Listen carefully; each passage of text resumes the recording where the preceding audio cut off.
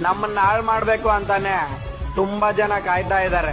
ಆದ್ರೆ ಅವ್ರಿಗೆಲ್ಲ ಏನ್ ಗೊತ್ತು, ಅವರು ನಮ್ಮನ್ನ ಟಚ್ ಕೂಡ ಮಾಡಕ್ಕಾಗಲ್ಲ ಅಂತ. ಯಾಕಂದ್ರೆ ನಮ್ಮನ್ ಕಾಯೋ ತಾಯಿ ಬೆಂಕಿ ಅದಳ.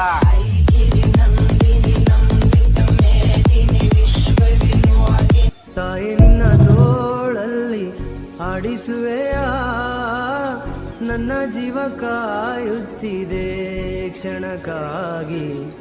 ನಿನ್ನ ಆ ಮಮತೆಗೆ, ನಿನ್ನ ಆ ಪ್ರೀತಿಗೆ ಸಾರ್ಥಕವಾಗಿದೆ ನನ್ನ ಜನ್ಮ ತಾಯೇ. ನಿನ್ನ ಆ ಮಡಿಲಲ್ಲಿ ದೊರೆವ ಪ್ರೀತಿಗೆ ಬೆಲೆಯೇ ಸೃಷ್ಟಿಸಲು ನನ್ನನ್ನು ಆರಾಧಿಸುತ್ತಿರುವ ನಿನ್ನ ಭಕ್ತಿಯನ್ನು ಮೆಚ್ಚಿದ್ದೆ.